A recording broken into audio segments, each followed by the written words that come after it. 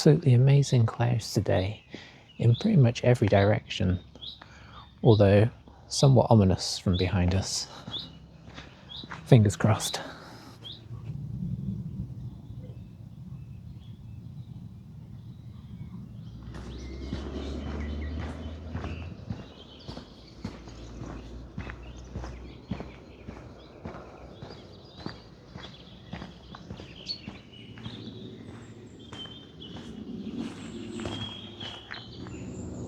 Alright, before we get going on proper, just a quick note that I found a couple of new flowers. We've got this crane's bill, or apparently geranium. I guess this is the real life geranium.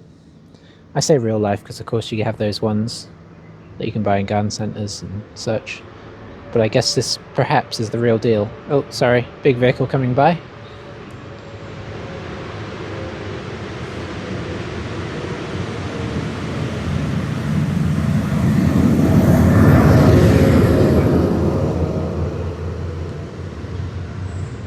As you can tell, we're not quite in the woods yet, but yeah, rather nice. Oh.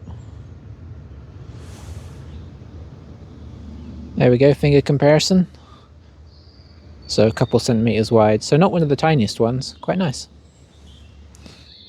The other one I guess we've already found before. It's this pinky one that there's plenty of down here, which is the Herb Robert, just a lot more grown up than... And by grown up, I don't mean it's come into adulthood. I mean it's just a lot taller and more widespread than it was when we first saw it. So there we go.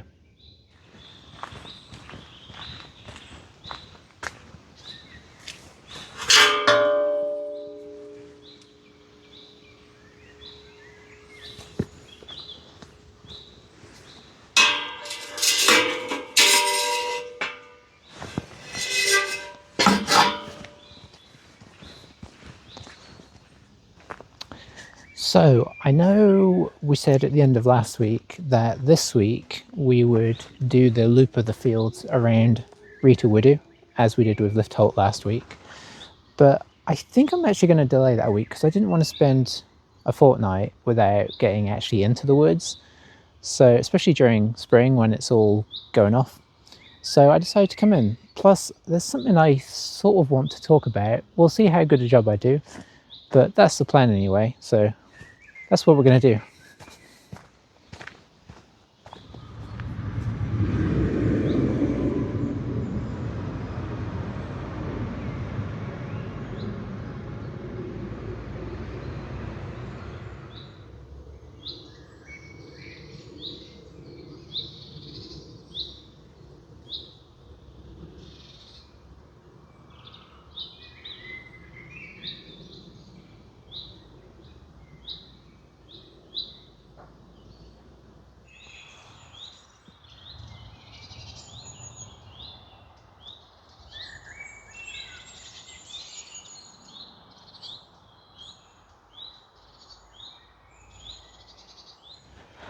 I don't know how easy it is to tell from this, but the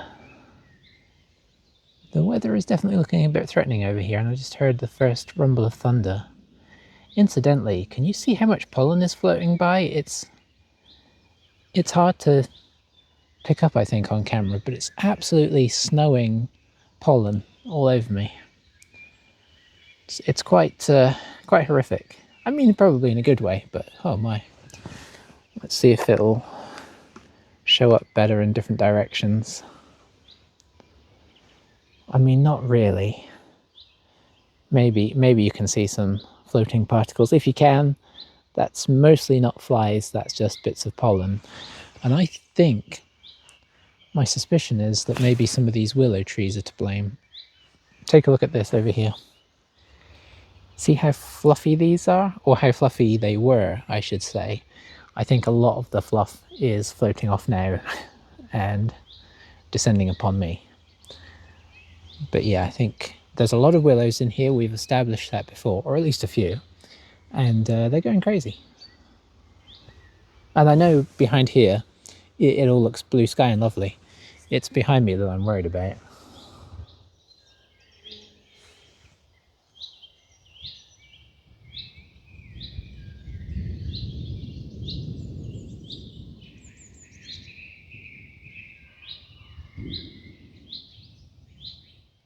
Okay, awkward angle. Sorry about this if this is a terrible shot.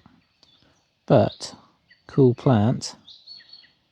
Believe this is common vetch, which I feel like I remember from America, so maybe this is one that we share. It certainly looks quite familiar. It may be that we have different vetches in the different countries. But it's really quite a bold colour to that flower. They're just quite tiny. Finger comparison, see? So it's easy to miss.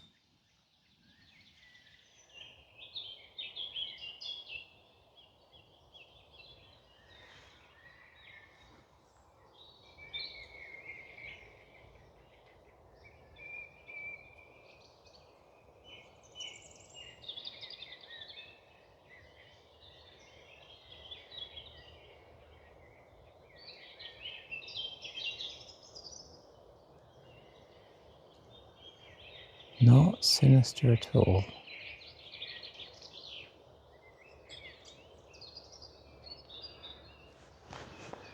Okay, I think I actually can just begin to hear and feel the rain coming. So, can't get home. We're just going to dive for the best cover we can get. So we've made it to just over here is what I usually call the vista.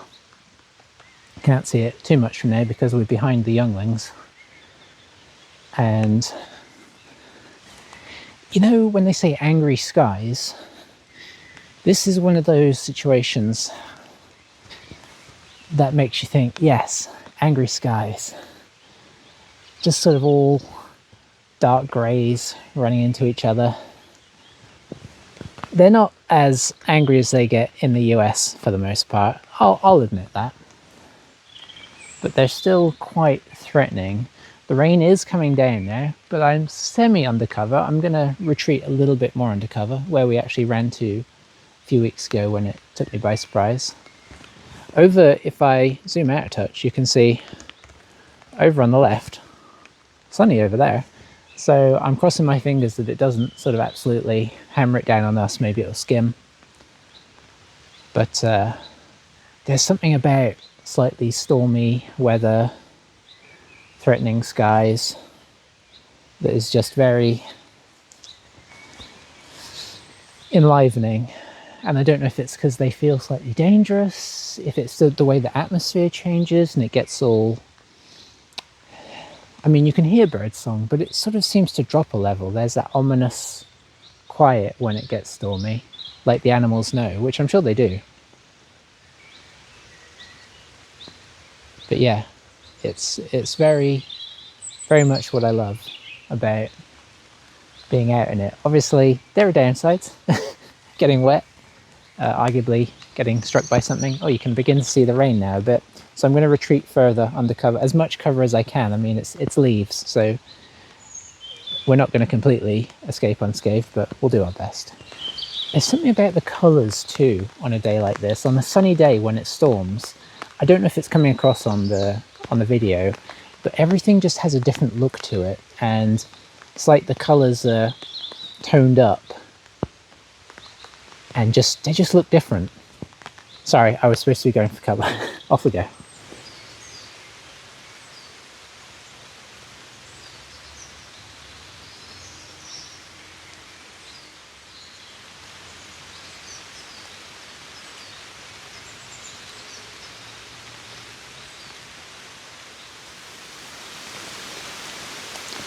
I don't know, as it's tipping it down, maybe now's a good time to try and delve into what I was going to talk about.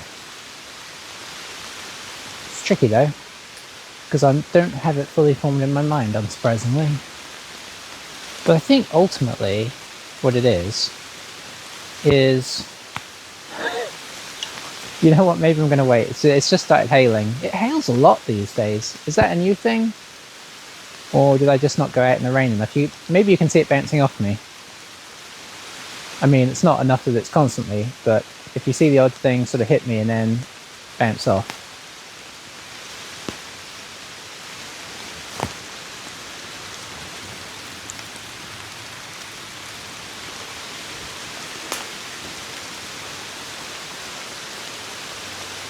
I mean, they're not tiny. Oh, it's not going to focus, is it? Come on, focus.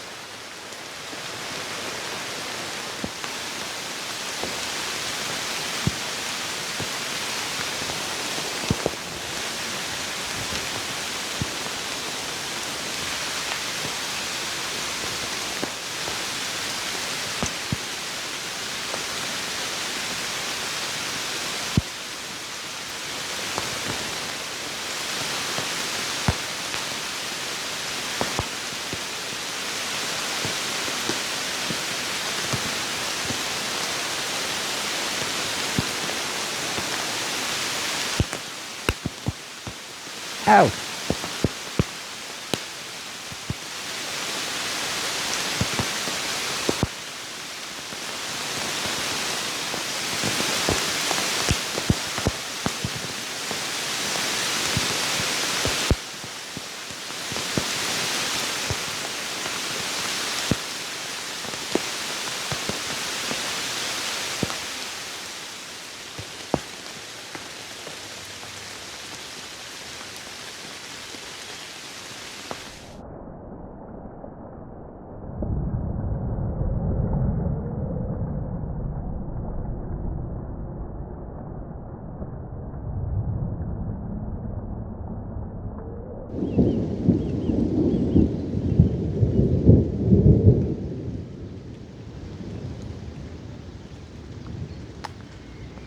Right, so I only caught the end of that. It's a problem with trying to look up flowers. Anyway, I hunkered down for a bit because it was hard to tell what was happening, and I guess maybe with that peal of thunder it's still hard to tell what's happening. But the sun is about to pop its head back out, as you can see behind the tree. Sorry, I'm just hand holding this, so hopefully it's not too horrific. But on my way over to the vista,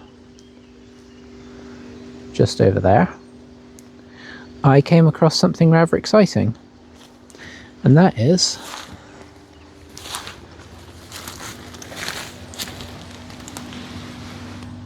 these guys, which appear to be early purple orchids. Yes, orchids. I don't know what the deal with orchids is, because I feel like whenever they get talked about, it's always rare Himalayan orchids that killed mankind. But maybe that's just because I watched too many James Bond films. But I don't know, there's something about the word orchid that just makes you go, ooh. And in fairness, these guys do look really cool. But yeah, they always have that association in my brain. There's actually still the odd patch of bluebells hanging around. Most of them I thought had died off, but I guess a few of them are hanging in there. Anyway, assuming that rain doesn't suddenly, and thunder doesn't start back up again, we'll head over in this direction.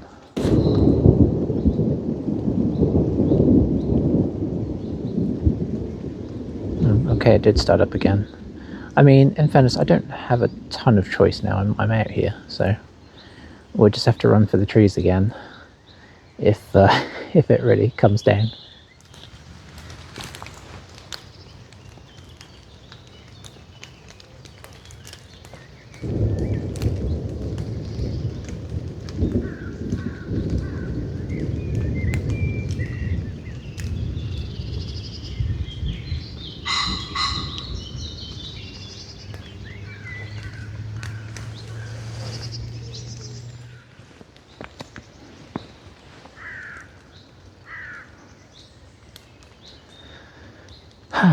So we made it to the vista.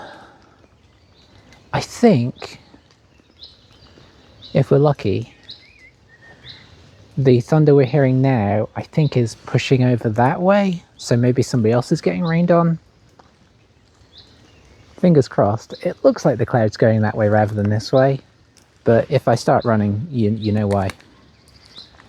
Anyway, I guess I was going to talk about something, and it's not entirely easy to do so in the sense that I don't have it fully planned out, but essentially it's about the fact that I feel like, in some ways, life has changed. That sounds dramatic, doesn't it? I guess it is dramatic. And what I mean by that is the way that we sort of live life. I'm not saying I'm going to say anything particularly poignant on you here, but it's something that's increasingly dawning on me. And I think my wife too, Angie, because she's talked about it a bit lately. And that is just that we've sort of become, and I don't just mean us, I mean people as a whole, we just approach things differently. And I think a lot of it is the way that we have become, I don't just want to say more dependent on phones and screens if you want, but it's sort of molded how we think about people and how we respond to things and how we feel about our own ability to engage in the world. And I compare it back to when I was younger and how you would, it's actually kind of hard to remember back, but you know, say of an evening, you'd have dinner. You know, in our household, we'd often sit down, have dinner, you know, watch what happened to be on at 6 o'clock. And then it's kind of like your evening is open. And you'd have to think, what am I going to do now with my evening? Or you would have stuff planned. We would have meetings, or you'd be going and hanging out with your friends, or all sorts of things. And I know some of this is a bit of a change between life when you're a touch younger and when you're older, but having hung out with people that are younger as well, I get the feeling that this is more widespread. It's not just well, you know, people have kids and stuff going on. I think it's just like somewhat a societal change where in the past you'd sort of look at the evening, I'm just using the evening as an example, but you could also use the weekends as time to do stuff in. You'd sort of think, what am I going to do? Whereas now I think it's so easy to just let the evenings drift away. There's so many inputs that you can have between your screens, you know, you're just sitting looking through social media or watching videos or watching, you know, streaming services or playing video games. I mean, all that kind of stuff. And obviously a lot of it is much more visceral and intense. It's very easy not to think, well, what am I going to do? I've got like 2 or 3 hours left of the evening, even an hour, I mean, whatever. And think, I'm going to carry on with that project I was doing or whatnot. It's so easy just to suddenly look up and realize, oh, it's kind of bedtime now. And just sort of give up on the evening. And just sort of that happens over and over again. And I feel like that also affects how people feel about their ability to go out. They feel like they're very busy. And I'm not saying that people aren't very busy. They, you know, you can be very busy. But I feel like, sorry, I keep saying I feel. I think that alters the way that you look at, it alters the way that you look at your time. And I think it makes people feel like they're either too worn down or just don't have the time. A lot of the time I think it's easy to feel like you don't have the time because it's so much harder to get people together to do things now. And I'm noticing it in all spheres of life.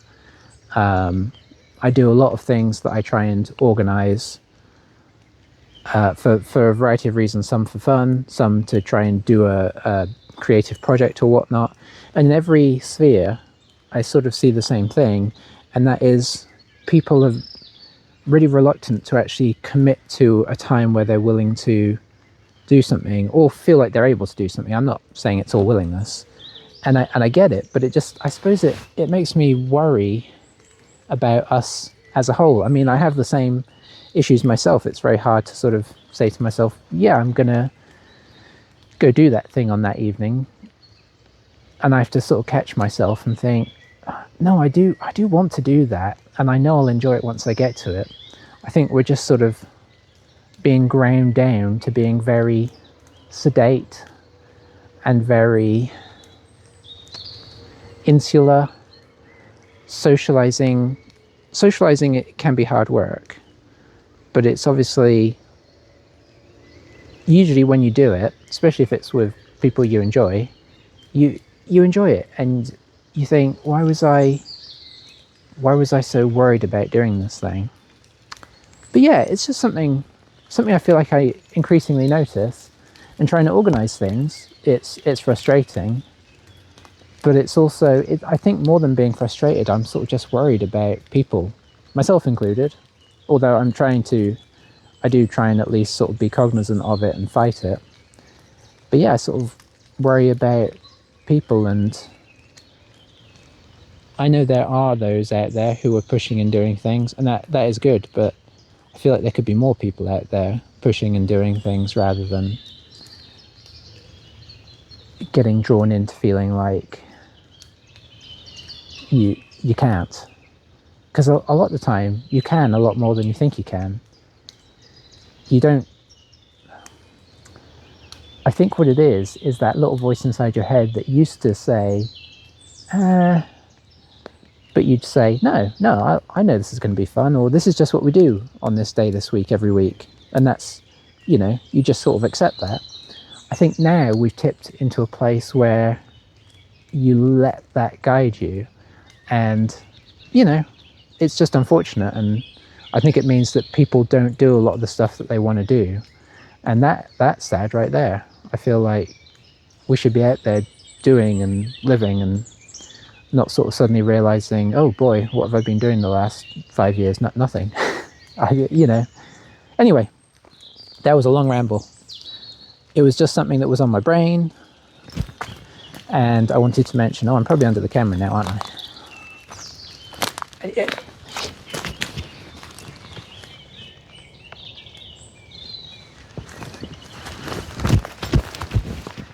All right, I was probably very dark for most of that because the sun rolled out of view. I don't know. But if you have any thoughts, you can comment or something and say, no, that's ridiculous. Or unless you agree.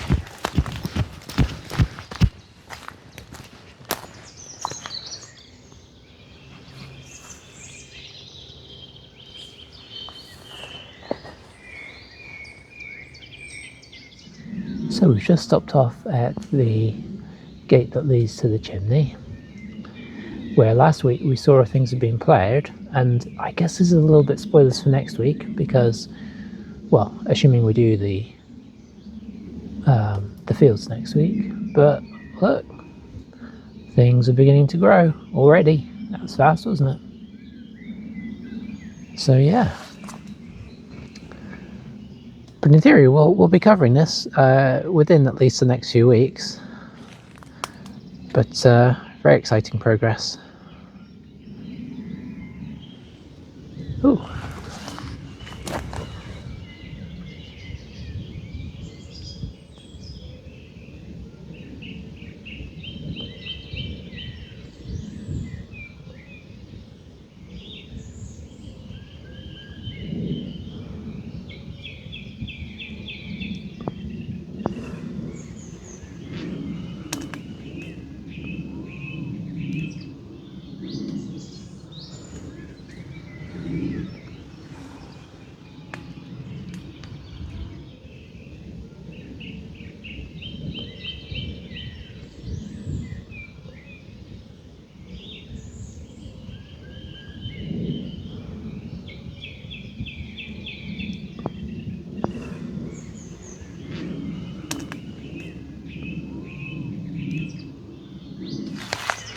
Well, I just watched the time-lapse back, and that I just was recording, and realizing that the big clouds that I thought were looking quite ominous and drifting towards the hills might actually be heading for me. So I think we're going to head back now, because I think I've got enough for one day.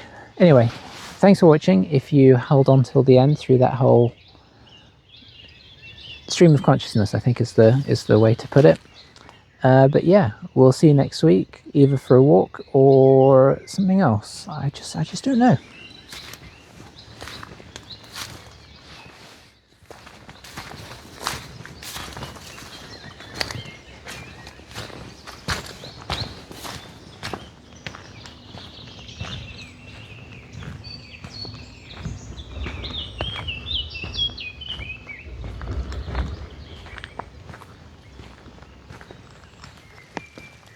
Uh-oh, it's starting